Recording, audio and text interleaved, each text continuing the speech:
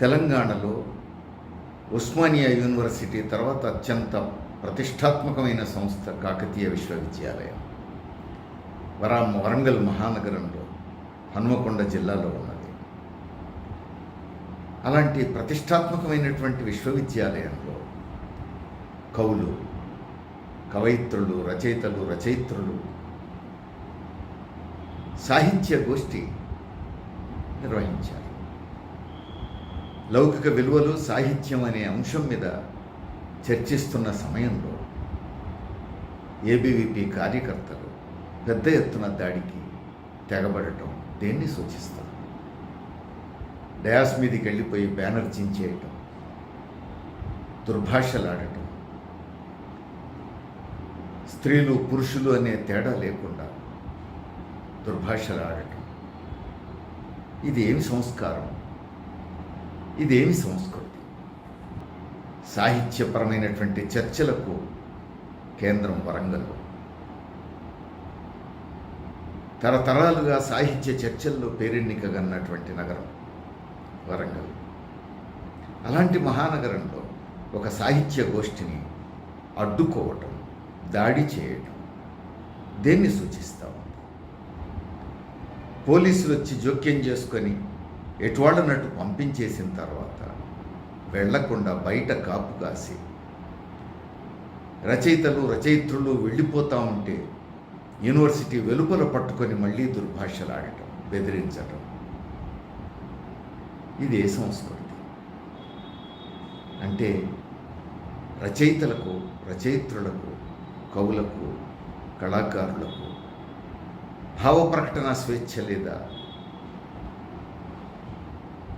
భావ సంఘర్షణకు కేంద్రంగా ఉండాలనుకున్నటువంటి ఒక విశ్వవిద్యాలయంలో ఇలాంటి సంఘటన జరిగిందంటే దాన్ని ఎట్లా అర్థం చేసుకోవచ్చు? ఎన్నికల సమయం, బీజేపీ మూడోసారి అధికారంలోకి రావాలని కోరుకుంటోంది. ప్రధానమంత్రి మూడోసారి తానే ప్రధానమంత్రి అవుతానంటున్నాడు. ఎన్నికల సమయంలో బీజేపీకి నష్టం జరుగుతోందనే భయం కూడా లేకుండా ఈ దాడికి సిద్ధపడ్డారు అని అంటే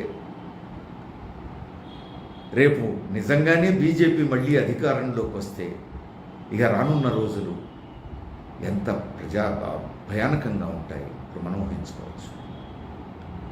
ఏ రాజకీయ పార్టీ అయినా ఎన్నికల సమయంలో ఎంతో కొంత భయపడుతుంది, ఎంతో కొంత నిగ్రహాన్ని పాటిస్తుంది.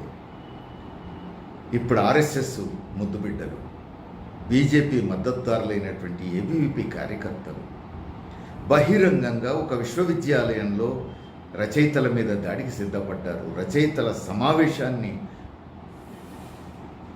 డిస్టర్బ్ చేశారు, భంగం చేశారు, బెదిరింపులకు పాల్పడ్డారు అని అంటే ఇంతటి బరితెగింపు ఎందుకు వచ్చింది? ఇంతటి ధైర్యం ఎందుకు వచ్చింది?